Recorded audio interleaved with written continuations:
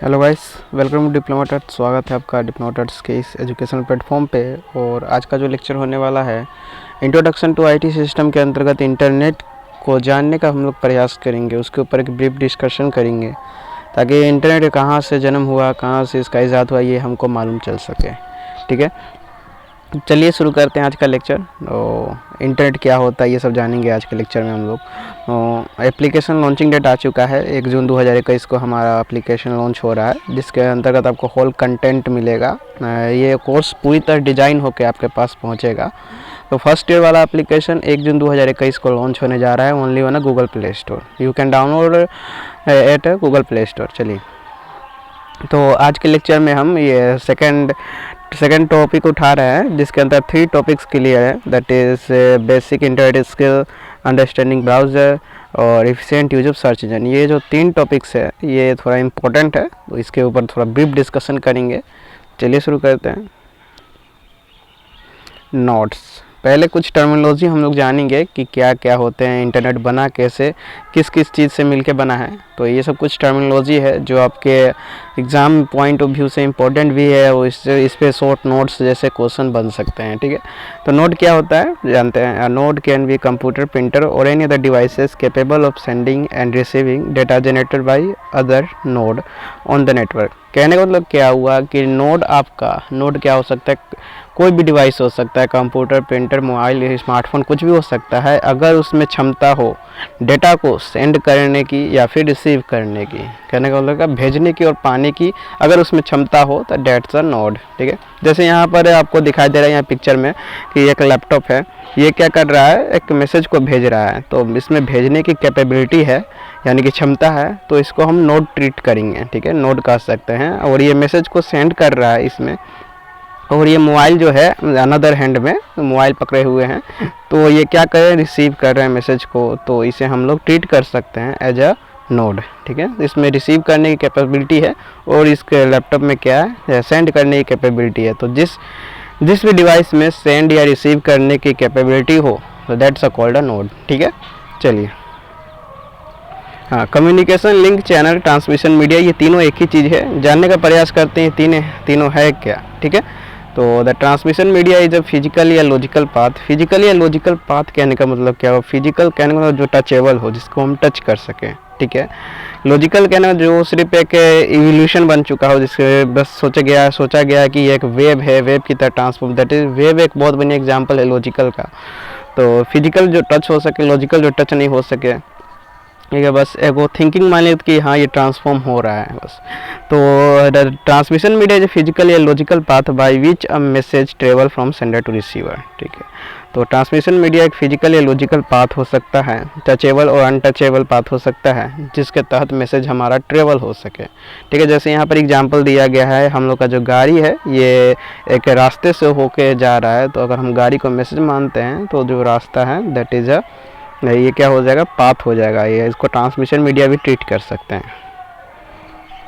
Sender क्या हो सकता है, the sender is a device that sends the data message to the receiver. Sender एक डिवाइस हम कह सकते हैं जो सेंड करता है डेटा मैसेज को, कहाँ पर, रिसीवर के पास। ये क्या हो सकता है, टेलीफोन, हैंडसेट, कंप्यूटर, कुछ भी हो सकता है। जैसे यहाँ पर एग्जांपल लिया गया है, जिसके तहत ये मोहतरमा क्या कर रही है, मैसेज सेंड कर रही है। तो ये भी एक, यहाँ पर इसको ट्रीट किया जाएगा एज सेंडर। ठीक है, क्योंकि ये सेंड कर रहा है। जब भी पूछेगा सेंडर क्या होता है, जो डेटा मैसेज को सेंड करता है, डेट्स अ कॉल्ड सेंडर। ठीक है, घबराने वाली बात नहीं है। रिसीवर क्या है, तो रिसीवर क्या हुआ, जो सेंडर भेजा मैसेज और जिसके पास रिसीव हुआ, तो जो जिसके पास रिसीव हुआ that's a called a receiver. ठीक है, तो रिसीवर भी एक क्या है, डिवाइस है जो रिसीव करता है मैसेज से। ये क्या हो सकता है, it also a computer, telephone और हैंडसेट एक्सेट्रा। ठीक है, चलिए। मैसेज क्या है, तो मैसेज एक इन्फॉर्मेशन है जो कि किसके लिए यूज होता है, कम्युनिकेशन के लिए। तो message is the information to be communicated, जिसके जरिए हम लोग कम्युनिकेशन करते हैं।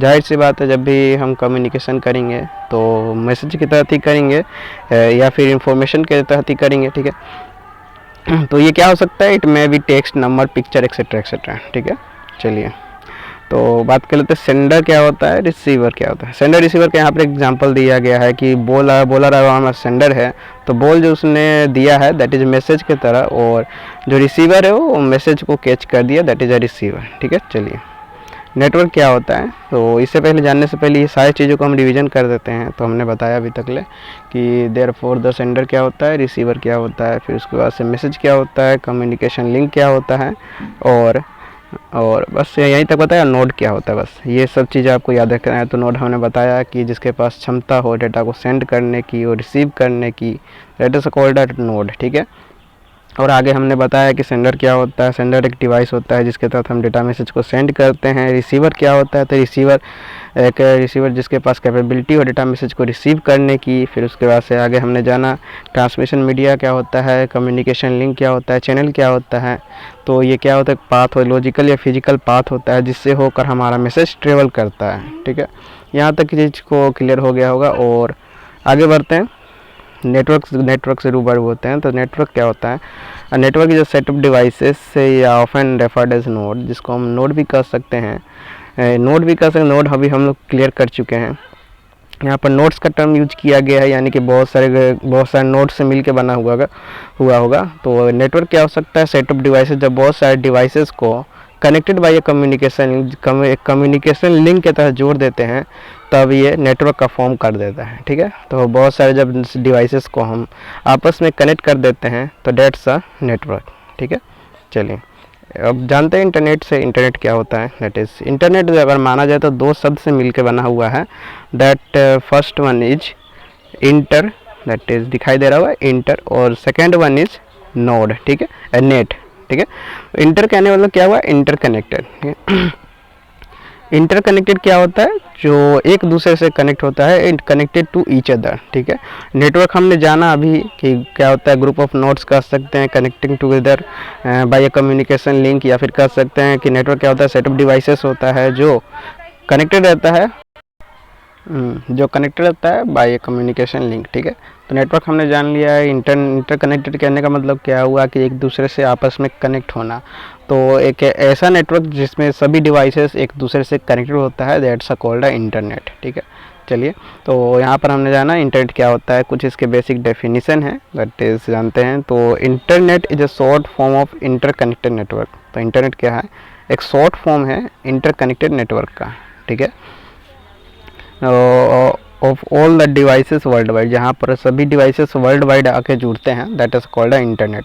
तो it is also called WWW and world wide web, and simply इसको हम लोग वेब भी कह सकते हैं। ठीक है, एडवांटेज क्या होते हैं, इसके फ़ायदे क्या हैं। तो इंटरनेट जब पूछेगा तो हम लोग इसको तोड़ देंगे दो पार्ट में, इंटरकनेक्टेड नेटवर्क, और बता देंगे ये दो शब्द से मिलकर बना हुआ है, और ये क्या करता है, जितने भी all the devices world wide होते हैं, दुनिया भर के सारी डिवाइसेस को एक साथ कनेक्ट करने का काम करता है। ठीक है, it is also called WWW, इसको हम लोग कह सकते हैं WWW वर्ल्ड वाइड वेब, और सिंपली हम वेब भी कह सकते हैं। ठीक है, एडवांटेज क्या है इसके, तो ये क्या करता है, फ़ायदे इसके क्या है देखते हैं। Help you to share information very fast, जब इंटरनेट का दौर आया तो क्या हुआ, जब इन्फॉर्मेशन शेयर करने का जो स्पीड रहा और भी फास्ट हो गया। ठीक है, और हेल्प यू टू कनेक्ट, पहले क्या होता था कि चिट्ठी एक डाकिया के तहत भेजा जाता था तो बहुत ज़्यादा लेट लगते थे। जब इंटरनेट का दौर आया तो जो इन्फॉर्मेशन या फिर किसी प्रकार की शेयर करने वाली बात आएगी तो इंटरनेट के माध्यम से वो जो सुविधा होगा बहुत ही फास्ट हो जाएगा, एफिशिएंट होगा, वो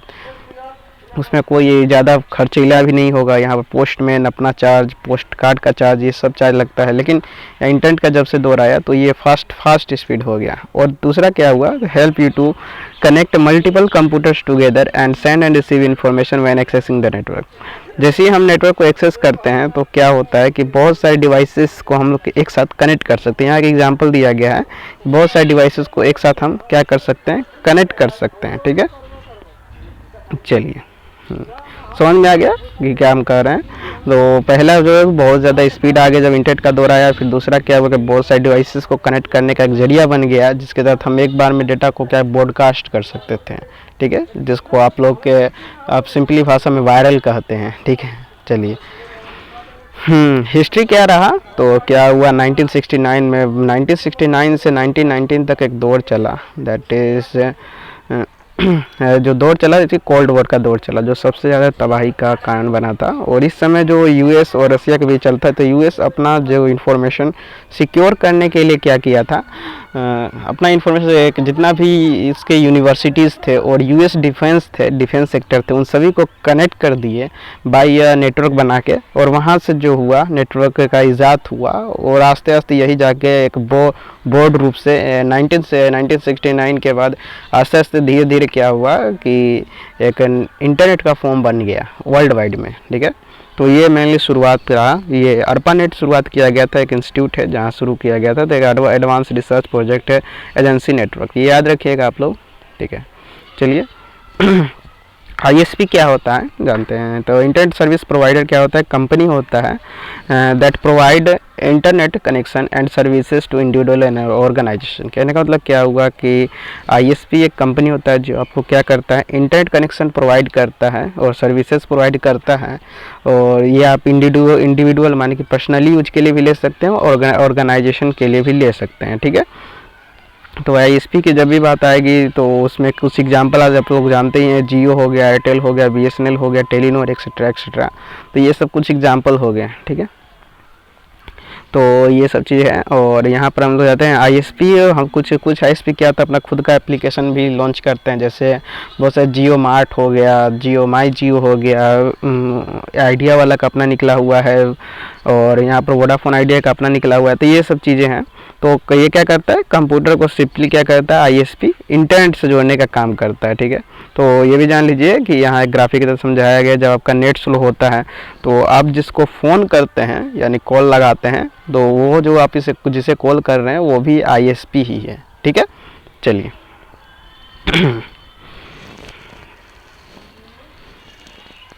वेब ब्राउज़र क्या होता है। वेब ब्राउज़र और simply browser is an application.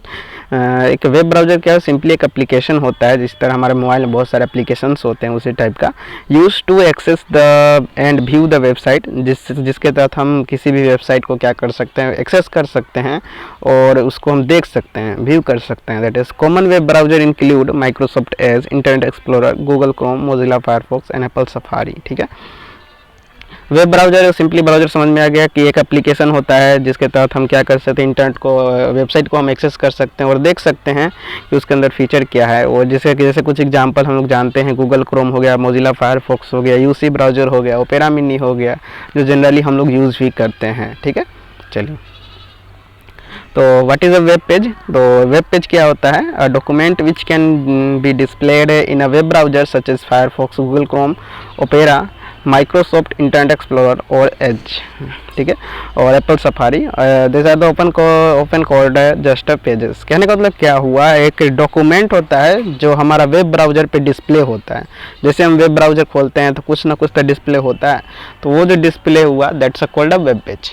ठीक है, वेब पेज उसी का, इसको हम लोग कुछ समय के लिए वेब पेजेस भी कहते हैं। ठीक है, वेबसाइट क्या होता है, जब बहुत सारे हम लोग वेब पेजेस को एक साथ मिला देते हैं या कनेक्ट कर देते हैं भाई किसी तरीक़ा से, तो इस चीज़ को हम लोग क्या करते हैं, website. The collection of web pages which are group together and usually connected together in various way, बहुत सारे तरीक़ा से जब हम इसे कनेक्टेड कर देते हैं तो ये एक वेबसाइट का फॉर्म ले लेता है। और इसे हम लोग ओपन कोड कहते हैं, यानी कि और भी तरीक़ा से इसे हम साइट भी कर सकते हैं। ठीक है, चलिए वेब सर्वर क्या होता है, that is a web server.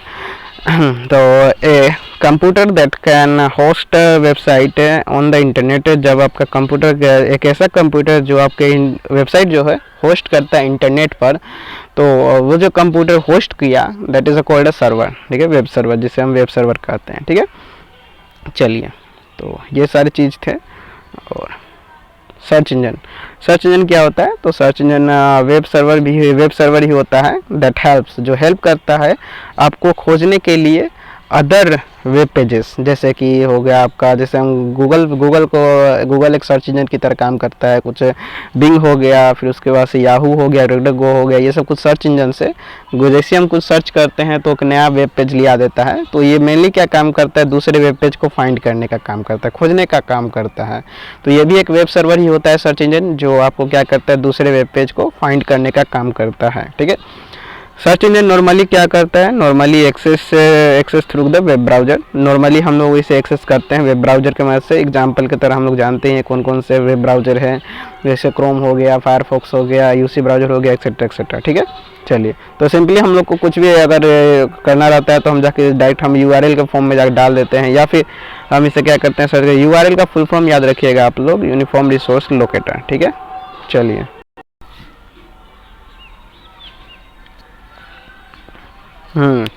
यहाँ तक की चीज़ को जानने के बाद हम लोग कुछ प्रैक्टिकली चीज़ जानेंगे। Efficient use of search engine, ये पूरी तरह प्रैक्टिकली चीज़ है, इसमें बहुत चीज़ सीखने को मिलेगा आप लोग को।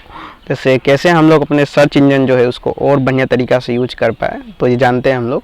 तो पहला जो तरीका है, हम लोग मल्टीपल टैब्स का यूज कर सकते हैं, यूज़ ऑफ द टैब्स। जैसे कहने का मतलब क्या हुआ, जैसे हम गूगल क्रोम खोलते हैं अपने लैपटॉप में या फिर अपने मोबाइल में, तो वहाँ पर न्यू टैब का फैसिलिटी होता है, तो हम बहुत सारे टैब एक साथ एक्सेस कर सकते हैं जब हमको मल्टीपल्स वर्क एक साथ करना होगा। जैसे कि बहुत सारे काम होते हैं कि एक साथ हमको यूट्यूब भी देखना है, गाना भी सुनना है, हो सकता है एक साथ हमको मैपिंग भी करना है, कुछ गूगल ट्रांसलेट भी करना है, तो ये सब मल्टीपल काम हम एक साथ कर सकते हैं। यहाँ देखिए एग्जांपल दिया गया कि हम मल्टीपल टैब्स का यूज किए हैं मल्टीपल वर्क्स परफॉर्म करने के लिए। जैसे कि यूट्यूब देखिए एक बार में खुला हुआ है, फिर यहाँ पर मैप खुला हुआ है, तो ये सब चीज़ हम मल्टीपल काम एक साथ काम करने के लिए तो हम मल्टीपल टैब्स का यूज ले सकते हैं। ठीक है, इससे क्या होगा, समय की बचत होगी। ठीक है, चलिए ये पहला तरीका था। दूसरा तरीका हम जानते हैं, दूसरा तरीका क्या है, क्वेट्स का यूज करके। तो क्वेट्स क्या होता है, जब भी हम किसी चीज़ को प्रोफेशनली सर्च करते हैं, जब किसी के माने पर्सनली किसी चीज़ के बारे में जानना हो या फिर प्रोफेशनली किसी चीज़ के बारे में जानना हो, डिस्क्रिप्शन और भी ज़्यादा लेना हो, तो हम क्या कर सकते हैं, कोई भी एक सिंपल चीज़ के अगल बगल में डबल कोटेशन का यूज करके इस तरह से हम लोग क्या कर सकते हैं, उस चीज़ को सर्च करके उसके बारे में और भी बढ़िया तरह से डिस्क्रिप्शन जान सकते हैं। ठीक है, जैसे यहाँ पर दिया गया है जॉन जोसेफ स्मिथ के बारे में, तो यहाँ पर डबल कोटेशन का यूज करते हुए वो डायरेक्ट विकिपीडिया वाले साइट पर ले गया है, जहाँ पर उसके फुल डिस्क्रिप्शन को जाना जाएगा। ठीक है, तो हम लोग क्या कर डबल कोटेशन का यूज कर सकते हैं जॉन जोसेफ स्मिथ। ठीक है, चलिए तो हम लोग डबल कोटेशन का यूज कर सकते हैं। फिर उसके बाद से आगे हमने जब पिछली बार हम लोग जाना कि मल्टीपल टैब्स का यूज कर सकते हैं। फिर उसके बाद से हाइपन का यूज कर सकते हैं एक्सक्लूड वर्ड करने के लिए। जैसे कहने का मतलब क्या हुआ, कुछ ऐसे टर्मिनोलॉजी है, कुछ ऐसे वर्ड्स हैं जो आप सर्च करते हैं, आप तो सर्च करते हैं अपने मीनिंग के लिए, लेकिन वो किसी और मीनिंग पर चल जाता है। ठीक है, जैसे यहाँ पर दिया गया, अगर हम सिंपली हम एप्पल सर्च करें, यहाँ पर एप्पल सर्च करें अगर हम गूगल क्रोम पे, तो हो सकता है एप्पल वाले जो वेबसाइट है उस पर जाकर पटक दे, या फिर एप्पल वाला जो कंपनी है, मोबाइल कंपनी जो आईफोन बनाते हैं, ये सब बनाते हैं, उस पर जाकर पटक दे। लेकिन हमको क्या करना है, हमको फ्रूट के बारे में जानना है, तो हम एक्सक्लूड कर सकते हैं by the using of hyphen. ठीक है, हाइपन का यूज करके हम फ्रूट लिखते हैं, तो फ्रूट से लेकर जितना भी आर्टिकल होगा वो सब हमको लिस्ट आउट हो जाएगा। ठीक है, चलिए तो यूज़ ऑफ द कॉलन का यूज़ कर सकते हैं। सर्च स्पेसिफिक साइट, कुछ स्पेसिफिक साइट को हम सर्च करना चाहते हैं तो हम लोग कॉलन का यूज कर सकते हैं। ठीक है, कॉलन का यूज करने से क्या होता है कि हम डायरेक्ट उस साइट पे, माने अगर हम किसी साइट के बारे में, किसी साइट पर अगर किसी चीज़ के बारे में रिलेटेड आर्टिकल पढ़ना है तो हम इस कॉलन का यूज कर सकते हैं। जैसे यहाँ पर दिया गया Xiaomi साइट, यहाँ पर कॉलन का यूज किया गया है bbc.com। कहने का मतलब क्या हुआ कि हम Xiaomi या जो MI मोबाइल कंपनी है उसके बारे में हम जानना चाहते हैं कि BBC में क्या आर्टिकल निकला है। BBC एक ब्रॉडकास्टिंग कंपनी है जहाँ पर क्या होता है, न्यूज़ आर्टिकल्स छपते हैं, तो हम चाहते हैं कि Xiaomi का क्या न्यूज़ आर्टिकल्स निकला हुआ है BBC में। तो इसके लिए यहाँ पर क्या, किसी स्पेसिफिक साइट को सर्च करने के लिए कॉलन को यूज किया गया है। ठीक है, चलिए तो find the site that are the similar to other site, ऐसे साइट को फाइंड करना जो सिमिलर है अदर साइट्स में। इसके लिए क्या करेंगे, हम लोग रिलेटेड कीवर्ड लगाएंगे जिसके तहत जितने भी सिमिलर साइट होगा वो सब हमको लिस्ट आउट हो जाएंगे। जैसे यहाँ पर दिया गया है रिलेटेड Nike.com, तो नाइक एक जूता चप्पल का कंपनी है, और उससे रिलेटेड जितने भी कंपनियां होंगे वो सब हमको लिस्ट आउट हो जाएंगे। जैसे यहाँ पर दिया गया एडिडास, ये भी कंपनी है, वो शूज़ उसका कंपनी है, रीबॉक ये भी शूज़ का कंपनी है, शूज़, और हवाई चप्पल का ये सब कंपनी है। तो माने इससे रिलेटेड अगर हम Amazon.com लिखते हैं तो इसमें Amazon.com यानी कि ई-कॉमर्स जितना भी रिलेटेड कंपनियाँ होंगे वो सब लिस्ट आउट हो जाएंगे। जैसे फ्लिपकार्ट हो गया, वॉलमार्ट हो गया, फिर उसके बाद से स्नैपडील हो गया, ये सब चीज़ें आ जाएंगे। ठीक है, तो रिलेटेड एक कीवर्ड है जिसके तहत जितने भी रिलेटेड आपका कंपनी रहता है, जितना भी वेबसाइट अगर सिमिलर रहता है वो उसके उसके जैसा जितने भी सिमिलर रहता है वो सब हमको लिस्ट आउट हो जाता है। ठीक है, तो सो इतना ही चीज़ जानते हैं आज के लेक्चर में। ठीक है, तो हमने जाना मेनली क्या क्या जाना, एक बार फुल ऑफ रिव्यू हम करवा देते हैं। तो हमने जाना क्या क्या जाना, तो पहले हमने जाना कि नोड क्या होता है। तो नोड हमने जाना कि ये क्या होता है, कंप्यूटर, प्रिंटर, कोई भी डिवाइस हो सकता है जिसके अंदर कैपेबिलिटी हो क्या करने की, डाटा को सेंड करने की और रिसीव करने की। ठीक है, फिर हमने जाना कम्युनिकेशन चैनल, ट्रांसमिशन मीडिया, और ये सब चीज़ें। ट्रांसमिशन मीडिया क्या होता है, फिजिकल और लॉजिकल पाथ होता है जिसके जरिए हमारा मैसेज क्या होता है, ट्रेवल होता है। ठीक है, फिर उसके बाद हमने जाना सेंडर क्या होता है। सेंडर एक डिवाइस होता है जिसके मदद से हम लोग डेटा मैसेज को सेंड कर सकते हैं। रिसीवर क्या होता है, ये भी एक डिवाइस होता है जिसके तहत हम डेटा मैसेज को क्या कर सकते हैं, रिसीव कर सकते हैं। उसके बाद हमने जाना मैसेज क्या होता है जिसके तहत हम कम्युनिकेशन करते हैं, कि इन्फॉर्मेशन होता है जो कम्युनिकेशन के लिए यूज किया जाता है। नेटवर्क क्या होता है, नेटवर्क सेट ऑफ डिवाइसेस होता है जो कनेक्टेड रहता है बाय ए कम्युनिकेशन लिंक। ठीक है, जब बहुत सारे डिवाइसेस को हम एक कम्युनिकेशन लिंक से जोड़ देते हैं तो एक फॉर्म कर देता है नेटवर्क का। फिर उसके बाद हमने जाना इंटरनेट क्या होता है। ठीक है, तो इंटरनेट हमने जाना है, इंटरनेट दो शब्द से मिलकर बना हुआ इंटरकनेक्टेड नेटवर्क। इंटरकनेक्टेड कहने का मतलब कि कनेक्टेड टू ईच अदर, एक दूसरे से कनेक्ट, प्रत्येक डिवाइस एक दूसरे से कनेक्ट रहता है तो इट इज़ इंटरकनेक्टेड। नेटवर्क का मतलब हम लोग जान ही चुके हैं। तो जब प्रत्येक डिवाइस एक दूसरे से कनेक्टेड हो by a communication link, that's called internet. Internet के बारे में हम लोग जाना कि एक शॉर्ट फॉर्म होता है इंटरनेट का, और इसको हम www भी कर सकते हैं और वेब भी कर सकते हैं। एडवांटेज फ़ायदा क्या हुआ इसका आने से, तो ये जो स्पीड था, जो शेयर इन्फॉर्मेशन को शेयरिंग करने का स्पीड था वो बढ़ा दिया। फिर मल्टीपल्स कंप्यूटर को एक साथ कनेक्ट करने का एक जरिया लिया दिया। फिर आगे हमने जाना इसका हिस्ट्री क्या था, तो क्या हुआ, ARPANET एक संस्था थी 1969 में जो इसका शुरुआत किया। यूएस में क्या हुआ था कि डिफेंस जो यूएस डिफेंस थे मानिए, और प्लस जो यूनिवर्सिटीज़ थे उन सबको एक साथ कनेक्ट करने का काम किया ARPANET ने। ठीक है, चलिए उसके बाद हमने जाना कि ISP क्या होता है। तो ISP क्या एक कंपनी है जिसके तहत हमको इंटरनेट कनेक्शन प्रोवाइड हो पाता है, मिल पाता है। वेब ब्राउज़र हमने जाना, वेब ब्राउज़र क्या होता है कि वेब ब्राउज़र सिंपली ब्राउज़र होता है जिसके तहत हम लोग एक्सेस करते हैं किसी भी वेबसाइट को या फिर व्यू करते हैं वेबसाइट को। जैसे एग्जाम्पल हम लोग देखा Google Chrome, Mozilla Firefox, extra extra. फिर उसके बाद से हमने जाना वेब पेज। वेब पेज क्या होता है, एक डॉक्यूमेंट होता है जो डिस्प्ले होता है ऑन द वेब ब्राउज़र। ठीक है, चलिए फिर आगे हमने जाना that is website. That website क्या है, जब मल्टीपल्स वेब पेज को हम एक साथ कनेक्ट कर देते हैं टुगेदर, एक साथ जब लिया देते हैं तो इसे हम लोग क्या कहते हैं, वेबसाइट कहते हैं। ठीक है, फिर उसके बाद हमने वेब सर्वर जाना, जब आपकी वेबसाइट को क्या करे, अगर ऐसा कंप्यूटर जो आपकी वेबसाइट को क्या करे, इंटरनेट पे होस्ट करे, तो दैट्स कॉल्ड वेब सर्वर। ठीक है, सर्च इंजन हमने जाना, तो सर्च इंजन क्या होता है, एक सर्वर होता है जो आपको हेल्प करता है फाइंड करने के लिए अनदर वेब पेजेस को। ठीक है, चलिए आगे हमने जाना कुछ तरीका जिसके अंतर्गत हम अपने क्या हुआ सर्च इंजन को और भी सेंड कैसे कर सके। तो जिसमें हम पहले देखते मल्टीपल टैब्स का यूज करके, फिर दूसरा हमने देखा कि कोट्स का यूज करते हुए, फिर उसके बाद से हमने देखा कि हाइपन को एक्सक्लूड करते हुए हम कैसे भी बहुत सारे जो रिलेटेड चीज़ है उस चीज़ को हम एक्सक्लूड कर सकते हैं, हटा सकते हैं।